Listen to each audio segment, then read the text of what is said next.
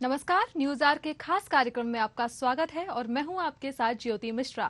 गणेश चतुर्थी यानी गौरी पुत्र गजानन का जन्मोत्सव इस बार बुधवार को मनाया जा रहा है। इस दिन भाद्रपद के शुक्ल पक्ष की चतुर्थी यानी गणेश चतुर्थी रहेगी। शुभ मुहूर्त और शुभ संयोग में गणेश जी की मूर्ति की स्थापना के साथ ही गणेश जी की पूजा अर्चना की जाती है। गणपति बाप्पा की पूजा से बुद्धि ऐश्वर्य की प्राप्ति होती है।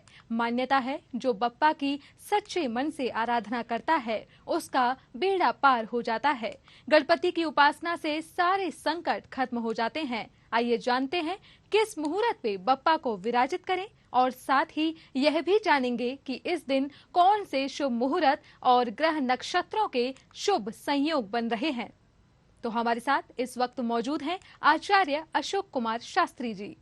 आपका बहुत स्वागत है हमारे इस खास कार्यक्रम में। जैसा कि गणेश चतुर्थी का उत्साह दिखाई दे रहा है, ऐसे में सबसे पहले तो हम यह जानना चाहेंगे कि आखिर गणेश चतुर्थी का क्या महत्व है और यह किन मायनों में भक्तों के लिए खास मानी जाती है और इसके साथ ही गणेश जी को प्रथम पूज्य क्यों माना गया है। देखिए, हमारी सनातन संस्कृति में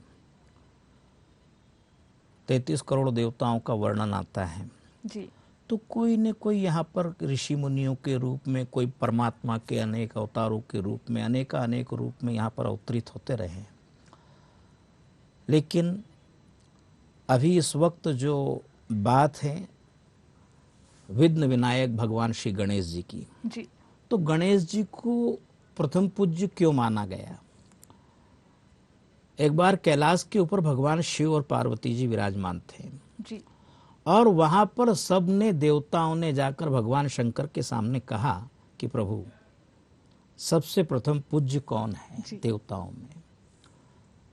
तो भगवान शंकर ने हास्य विनोदी भाव में सबसे कह दिया, ऐसा करो कि जो इस पृथ्वी की परिक्रमा करके पहले यहाँ आ जाएगा जी। समुद्र वसने देवी पर्वतस्तन मंडिते विष्णु पत्नी नमस्तभ्यम पाद स्पर्श क्षमस्व में जी। वो जो पहले यहाँ आ जाएगा वही प्रथम पूज्य होगा जी। अब देवताओं में होड़ लगी। सबके अपने अपने वाहन थे, किसी का मयूर था तो किसी का हंस था, तो नाना प्रकार के अपने वाहनों से कोई कैसे येन केन प्रकार इन सब पृथ्वी की परिक्रमा के लिए निकल जाते जी। शिव जी और पार्वती जी वहां बैठे थे, गणेश जी भी वहीं थे। गणेश जी का आकार शरीर स्थूल था जी। लेकिन बुद्धि के प्रदाता है। उन्होंने विचार किया सब तो अपने अपने वाहनों से जाए, मैं अगर जाऊं तो 2 पैर जा पाऊंगा, इतना चल नहीं पाऊंगा। तो गणेश जी ने क्या करा, सामने एक अश्वत्थ यानी पीपल का वृक्ष था, उस पीपल के वृक्ष से एक पत्ता तोड़ा पर पत्र और उसके ऊपर रक्त चंदन से रा और म लिख दिया, राम जी, और भगवान शंकर जी की गोदी में रख दिया। अब वो राम नाम लिख करके रख दिया और शिव पार्वती जी दोनों की परिक्रमा कर ली जी। तो 3 लोक के देवता है 33 करोड़ और माता पिता 2 देवता इन सब में बेजोड़। भगवान गणेश जी से हमें ये सीख लेना चाहिए संसार के सभी प्राणियों को कि जो माता पिता हैं उनकी जो प्रतिदिन वंदना करता है उसके लिए देवता भी अनुकूल हो जाते हैं। इसलिए माता पिता को ये इन प्रकार इन बच्चों को प्रणाम करना चाहिए और गणेश जी ने वही परिक्रमा करके उनको प्रणाम कर लिया जी। इसके बाद देवता लोग एक एक करके फिर धीरे धीरे आने लगे और सब गणेश जी वहीं बैठे जी। अब सब कहने लगे प्रभु किसका नाम आया प्रथम पूज्य में जी। तब भगवान शंकर ने कहा कि जो है ये गणेश जो है इन्होंने जो है ये काम किया है इसलिए ये प्रथम पूज्य है। तो कहने का तात्पर्य भगवान गणेश जी प्रथम पूज्य इसलिए हैं और सुर अनादि हैं। मैंने पहले भी कहा कि सुर अनादि, देवता अनादि हैं। भगवान गणेश जी जो हैं ये अमर हैं, 33 करोड़ देवता अमर हैं। इनको जो हैं ये चतुर्थी जो हैं इस दिन इनका जन्म हुआ और जन्म के माता पिता कारण होते हैं जी। तो इनके जो माता पिता हैं जगतः पितरो वंदे पार्वती परमेश्वर, जगत के माता पिता भगवान शंकर हैं, वही गणेश जी के माता पिता हैं जी।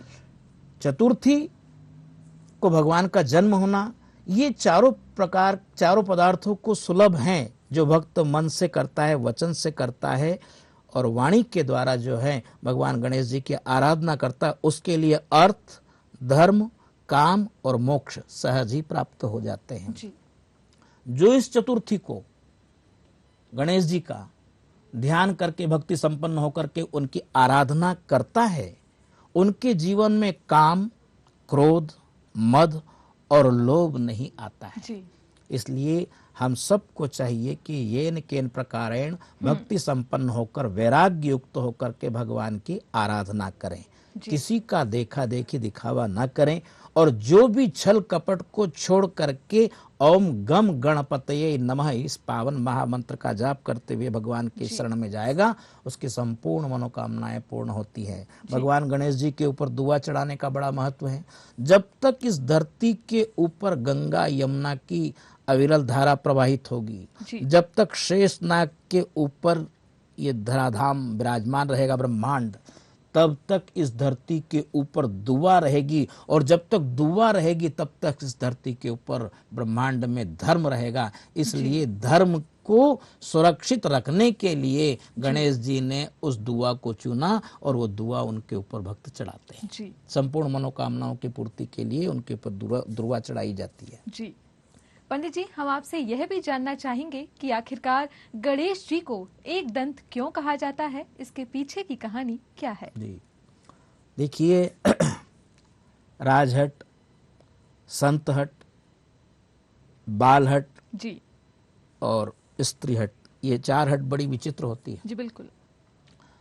और ये जो अगर राजा ने कोई हट कर ली तो उसको पूर्ण करता है जी। बिल्कुल। संत ने अगर कोई हट कर ली, लागी दया कोमल चित संता, चाहते तो विश्वामित्र जी संपूर्ण ब्रह्मांड के जो राक्षस थे उनको नाश कर सकते थे जी। लेकिन उनने सोचा कि भगवान के हाथ से ही इनका मरण है, तो वो जो गाधि तनय मन चिंता व्यापी हरि बिन मरई निश्चर पापी, स्वयं विश्वामित्र जी राम जी को लेने के लिए जाते हैं और धरती का भार उतारने के लिए भगवान को आगे लेके जाते हैं जी। तो संत हट भी बड़ी श्रेष्ठ है, राज हट भी बड़ी श्रेष्ठ है। राजा ने कोई विचार कर लिया तो वो बिल्कुल पूर्ण करता है जी। स्त्री ने अगर कोई हट कर ली, बहुत जगह शास्त्रों में, वेदों में, पुराणों में पढ़ते आए हम लोग, उनकी भी मनोकामनाएं पूर्ण होती रही है जी। और ऐसे ही बालक, अगर बालक ने किसी चीज की हट कर ली तो माता पिता को लगभग उसको पूर्ण करना ही पड़ता है जी। बिल्कुल। तो गणेश जी जो हैं ये बाल हट ही रहे जी। बाल हट पितु से तुम कीनो मातु की आज्ञा सिर लीनो, इनने बाल हट भी किया है और इनके बाल हट के पीछे बहुत सारी कथाएं हैं, पुराण की, वेदों की, शास्त्रों की, और हर कल्प की अनेक अनेक कथाएं हैं जी। तो इन्होंने जो है, परशुराम जी उस वक्त वहां पर आते हैं जी। और ये इनकी माता जी जो है स्नान के लिए किसी गुफा के अंदर जाती है जहाँ कुंड बना हुआ, तो इनको पहरे के ऊपर बैठा देती है जी। गणेश जी को, और ये जो है पहरा कर रहे थे, अपना दायित्व का निर्वहन कर रहे थे। परशुराम जी उनसे मिलना चाहते थे लेकिन उन्होंने मना कर दिया, तो इन दोनों में टकराहट हो जाती है। परशुराम जी भी क्रोध के अवतार हैं और इनमें भी क्रोध बढ़ गया। आखिर दोनों में युद्ध छिड़ जाता है और आखिर गणेश जी का एक दांत जो उनके फरसे से थोड़ा सा टूट जाता है जी। इसलिए इनको एक दंत कहा गया जी। और भगवान गणेश जी के अनेक नाम हैं, इनको विघ्न विनायक भी कहते हैं, वक्रतुंड टेढ़ी सूंड वाले भी इनको कहते हैं जी। गजानन भी इनको कहते हैं, मोदक इनको प्रिय होता है जी। और इनको विशेष करके फल में जो अमरूद होता है, बिही होती है जी। वो इनको बड़ी प्रिय होती है जी। तो भगवान गणेश जी के पास जो हम भजन पूजन करते हैं, इसका ये मतलब नहीं कि हम उनको अनेक प्रकार की मिठाइयों से या इनसे, ये तो जिसके जैसे भाव होते हैं वो वैसा करें, बहुत अच्छी बात है, लेकिन इसके साथ साथ हमारे पास जो भगवान ने उपलब्ध चीजें दी हैं उसको भक्ति संपन्न होकर हम अर्पण करें। तो मैं समझता हूँ कि अनेक प्रकार की मिठाई और अनेक 56 प्रकार की बातों से भी दूर जो भक्ति भाव संपन्न होकर के थोड़ा भी चढ़ाएंगे वो भी उनको लगेगा। जी बिल्कुल। कहा जा रहा है इस साल वो सारे संयोग मिल रहे हैं जो गणेश जी के जन्म पर बने थे, क्या कहेंगे पंडित जी? बिल्कुल, देखिए ऐसा है, एकदम स्पष्टीकरण तो देना संभव नहीं होता किसी के लिए भी जी। क्योंकि संभवामि युगे युगे, अनेकों युगों से सनातन संस्कृति चली आ रही है जी। लेकिन वर्तमान समय में कल का जो एक संयोग बन रहा है, तिथि, वार, नक्षत्र, योग, करण, अयन, मुहूर्त, पल, विपल, ये जो बन रहे हैं, मेरे ख्याल से 3.25 और 300 साल के अंतर्गत ये संयोग बना है जी। जब जो है गणेश जी की चतुर्थी पर ये संयोग बना है जिसमें गणेश जी को स्थापित किया जाता है जी। तो इस योग में तिथिर्वारो नक्षत्र योगस्य करणम बचा, ये सभी अनुकूल है। और इस अनुकूल परिस्थिति में गणेश जी को बैठाना, ब्राह्मणों से पूछकर, संतों से पूछकर, ज्ञानियों से पूछकर उस मुहूर्त का शोधन जी। जैसे कल का जो है एकादश वेला जी। 11 बजे का बहुत अच्छा शुभ मुहूर्त है जी। इसके बाद में इसके पहले सुबह 8:05 के बाद से बहुत अच्छा मुहूर्त है जी। तो और वैसे सूर्य अस्त से पहले, गौधूली से पहले बहुत सारे योग है जी। तो कल का जो दिन है, चतुर्थी का जो दिन है, ये बहुत ही मंगलमय, शुभकारी और भगवान गणेश जी के चरणों में मन, बुद्धि और ध्यान को लगाने वाला कल संयोग बन रहा है जी। इस बीच हमारे दर्शकों को पंडित जी यह भी बताइए कि गणेश जी की पूजा विधि क्या है और पूजा विधि से जुड़ी वो कौन सी बातें हैं जो ध्यान में रखी जाएं। बहुत सुंदर। देखिए पूजा से मतलब ये हुआ, पहला तो हम अपने गात्र की शुद्धि करें जी। गात्र की शुद्धि कैसे की जाए, शरीर की, गात्र मतलब शरीर जी। शरीर की शुद्धि कैसे की जाए, गंगाजल आदि से पहले गंगाजल पान करें जी। तो सर्व पापों का नाश हो। इसके बाद में जो है हम पवित्री धारण करें जी। और पवित्री धारण करने के बाद में जो हमारे सामने जो सामग्री रखी गई है जी। वो भी कहीं किसी जगह से हम लाए हैं, किसी जगह से क्या है, उसको भी जल से मार्जन करके पवित्र किया जाए जी। तन को पवित्र किया जाए, सब औषधि को पवित्र किया जाए, जो प्रतिमा बनी है उनके ऊपर भी थोड़ा मार्जन करें और उसके बाद में भगवान गणेश जी के सामने घंटी बजाई जाए जी। अब घंटी हमारे यहाँ क्यों बजा दी जाती है जी। क्योंकि गरुड़ जी जो हैं जब चलते हैं तो उनके पंख से वेद की ध्वनि उच्चरित होती है जी। तो आप कभी मंदिरों में देखिए जो गरुड़ घंटी होती है ना, उसमें गरुड़ पंख लगे रहते हैं जी। तो वेद की ध्वनि जब हम घंटी बजा देते हैं तो वो वेद की ध्वनि उच्चरित होती है, इसलिए गरुड़ घंटी बजाई जाती है। तो पहले तो गरुड़ घंटी बजाई जाए जिससे कि अगर मान लो हमें मंत्र नहीं आते हो तो वो मंत्र का काम पूरा कर दे, इसलिए घंटी बजाई जाती है। दूसरी बात शंख निनादम, शंख का निनाद हो जिससे ब्रह्मांड नायक प्रसन्न हो जी।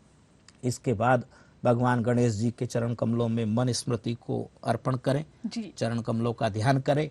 वक्रतुंड महाकाय कोटि सूर्य समप्रभु निर्विघ्नं कुरु मे देव सर्व कार्येषु सर्वदा, उन सब कार्यों की सिद्धि के लिए उनको प्रणाम करें। इसके बाद में हाथ में पुष्प आदि ले अंजलि में और गणेश जी के चरण कमलों में अर्पित करें और उनका आह्वान करें कि आप यहाँ आकर के विराजमान हो। इसके बाद पंचामृत, दूध, दही, शक्कर, शहद, घी से उनका स्नान कराएं। पंचनद्या सरस्वती में पियंती, यानी 5 प्रकार के इन आवरणों से उनका पूजन करें। पंचामृत से स्नान कराएं। इसके बाद शुद्ध जल से, शुद्ध जल कैसा होता है, वैसे तो जल सभी शुद्ध होता है लेकिन मन की भावना होती है। हमारे ऋषि मुनियों के बनाए हुए कुछ नियम हैं, उनके अनुसार भी हमको चलना चाहिए। महापुरुषों, ब्राह्मणों, संतों के द्वारा जो वाणी के द्वारा वो वहाँ प्रकट करते हैं उसको भी सुनना चाहिए। आर्यावर्त की सभी जो नदी है, किसी देश को ये गौरव प्रदान नहीं है जो हमारे देश को है जी। बिल्कुल। आर्यावर्त की नदियां क्या है, महानदियां, जैसे हम भोपाल तट पर हैं, ये भी समुद्रगामिनी है।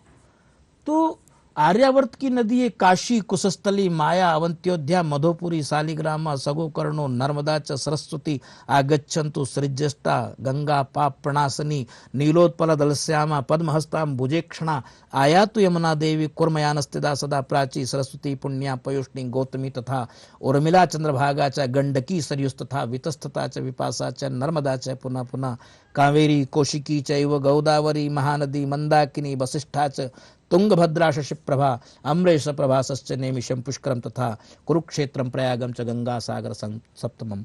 इनके बाद में ये पृथ्वी जो है 7 समुद्रों से घिरी हुई है जी। उनका भी आह्वान करना चाहिए। 7 समुद्र, समुद्रा दुर्मिर मधुरमाम।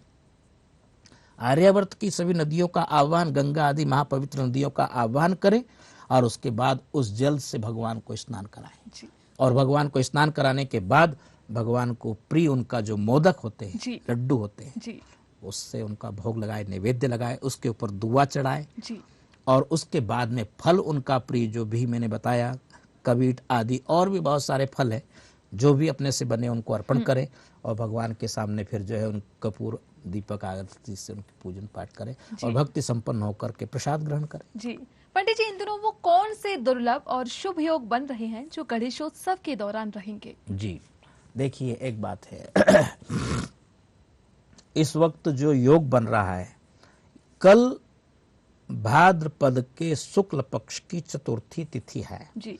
और भगवान श्री के बनाए जी ही ये सप्त दिवस हैं जी। 7 दिन, 7 समुद्रों से घिरी हुई पृथ्वी है जी। और 7 ही दिन जन्म और मरण के होते हैं जी। अब ये 7 समुद्रों से घिरी हुई पृथ्वी होती है। 7 दिन में जब भी भगवान गणेश जी की पूजन करें, शंकर जी की करें, राम जी की करें, आप निश्चित ही इस असार संसार समुद्र सागर से पार हो जाएंगे। जी। लेकिन कल जो संयोग बन रहा है वो चतुर्थी के ऊपर देव दुर्लभ योग है जी। और काफी समय के बाद में आया है। मैंने कहा ना, 300 पौने 300 साल के बाद ये संयोग बना है। तिथि, वार और नक्षत्र सभी कल अनुकूल है जी। तो जिसने कभी नहीं करी हो, साल भर भले ना करी हो, लेकिन इस संयोग में जरूर ये 11 दिन के अंदर भगवान गणेश जी की पूजन कर ले। और देखिए, 4 कोस पर वाणी और 8 कोस पर पानी बदलता है। हमारा बहुत बड़ा देश है, इतना बड़ा विशाल देश है, इसमें अनेक प्रांत हैं, अनेक राज्य हैं और सबकी अपनी अपनी संस्कृति है। आप महाराष्ट्र तरफ जाएंगे तो वहां देखेंगे 1 दिन के कोई गणेश जी बैठाते, कोई 2 दिन के बैठाते, कोई 4 दिन के, जिसको जितना समय मिलता है। मैं ये समझता हूँ एक घड़ी आदि में पुनियाद।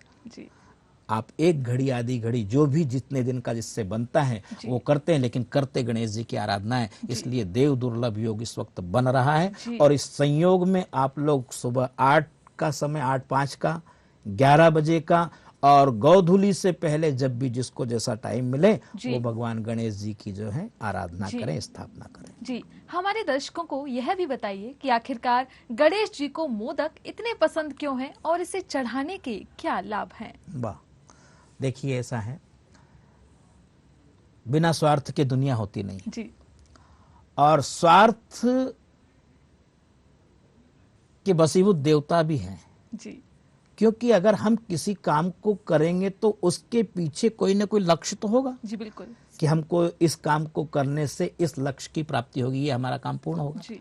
कोई चाहता है कि मेरा रोग दूर हो, इसलिए मैं गणेश जी को ये फल मोदक चढ़ाता हूँ, वो अपने रोग के निदान के लिए। जी।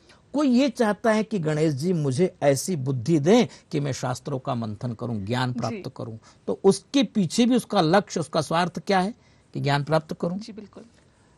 इसी तरह से जैसे किसी का कोई काम नहीं बन रहा हो, उस कार्य की सिद्धि के लिए गणेश जी की आराधना, गणेश जी को नैवेद्य और गणेश जी के सामने उनके फल आदि जो मिठाई उनको अर्पण किया जाता है और करना चाहिए। कोई न कोई लक्ष्य तो मन में रखना चाहिए और बिना लक्ष्य के, बिना स्वार्थ के देवता भी नहीं है तो हम तो साधारण मनुष्य हैं। तो हमको चाहिए कि वैसे वो घट-घटवासी हैं, जगनियंता हैं, जगद्रष्टा हैं। अगर मान लीजिए हमने उनके सामने कुछ कह दिया कि आप हमारा ये काम कर दीजिए, तो क्या वो ये काम कर देंगे? नहीं, बल्कि वो तो सब कुछ जानते हैं और जानबूझ करके भगवान वहां बैठे आपके भक्त के मन के भाव को देखना चाहते हैं। इसलिए ये किन प्रकार ये चाहे कि भगवान आप सब कुछ जानते हैं, मेरे मन की भी आप जानते हैं, तो मुझे आशा ही नहीं बल्कि पूर्ण विश्वास है कि मेरे मन में जो कल्पित भाव है उसे आप निश्चित पूर्ण करेंगे। इसलिए भगवान को अर्पण किया जाता है ये सब भाव। जी, बुध और केतु की अशुभता से मुक्ति के लिए भी क्या गणेश चतुर्थी उत्तम समय है? तो ऐसे में क्या उपाय करने चाहिए? बहुत सुंदर। देखिए, ग्रहों में 9 ग्रह है जी। राहु और केतु ये बड़े विकराल ग्रह हैं और जहां राहु केतु मंगल और शनि की बात आ जाती है तो अधिकतर लोगों में एक भय उत्पन्न हो जाता है कि अरे मेरी शनि की साढ़ासाती है, शनि की दशा है और इस पर भी राहु की बड़ी विकराल दशा है, केतु की मेरे ऊपर वक्त दृष्टि बनी हुई है। तो इसके निदान के लिए क्या चाहिए? तो उसको सबको ये चाहिए कि इधर उधर न भटके ना, और न भटकने का एक ही कारण कि भगवान गणेश जी की शरण में जाएं और गणेश जी के सामने ये प्रार्थना करें, हे विघ्न विनायक, जी। हे रंब त्वमेहि अंबिकांत्रयकात्मज सिद्धि बुद्धि पते त्रक्ष लक्ष लाभ पितु पिता नागास्य नागहारत्वं गणनाथ चतुर्भुज भूषितं स्वायुधैर्दिव्यै पाशांकुश परस्वधै। हे गणेश जी, मेरे मन रूपी मंदिर में आप इस भक्ति संपन्न श्लोक के द्वारा विराजमान हो और मेरे जीवन काल में जो अरिष्ट ग्रह आए हैं उनको कृपा करके आप दूर करें, इसलिए ये आराधना की जाती है। जी पंडित जी, हमारे इस खास कार्यक्रम में दर्शकों को गणेशोत्सव की तमाम जानकारियां देने के लिए आपका बहुत बहुत धन्यवाद। बहुत सुंदर। और मैं इस चैनल के माध्यम से, जो धर्ममय चैनल है, मध्य प्रदेश की राजधानी भोपाल में एक स्थापित है जी, इसके माध्यम से मैं विशेष करके, मैं कोई जानकार नहीं, मैं तो साधारण व्यक्ति हूँ, लेकिन एक ब्राह्मण की वाणी में बहुत बड़ा धर्म रहता है जी। तो मैं चाहूँगा हमारे युवाओं के लिए और हमारे देश के प्रतिभा संपन्न व्यक्तित्व के धनी महापुरुषों के लिए जी, हम सब कुछ करें, बिना करें तो कुछ होना नहीं है, लेकिन अच्छा काम करें। और इसके साथ साथ आज जो यत्र तत्र सर्वत्र दिखाई दे रहा है वो इस पावन अवसर पर यद्यपि बोलना नहीं चाहिए फिर भी बोल रहा हूं कि जो युवा भटक रहे हैं जी, जो मदिरापान की ओर बढ़ रहे हैं, शराब की ओर बढ़ रहे हैं, उनसे इस गणेश चतुर्थी के पावन अवसर पर मैं यही कहना चाहता हूं कि जाम पर जाम पीने से क्या फायदा जी, शाम की पी सुबह उतर जाएगी, तो राम नाम की प्याली पी ले, तेरी जिंदगी सुधर जाएगी। जी पंडित जी, धन्यवाद। धन्यवाद। जैसा कि पंडित जी ने बताया कि गणेशोत्सव का महत्व क्या है और बप्पा को विराजित करने के भी शुभ मुहूर्त हमें बताए, तो आप भी इस पूरे विधि विधान के साथ बप्पा की पूजा कर लाभकारी फल प्राप्त कर सकते हैं। हमारे इस खास कार्यक्रम में इतना ही। देखते रहिए न्यूज़ आर। नमस्कार।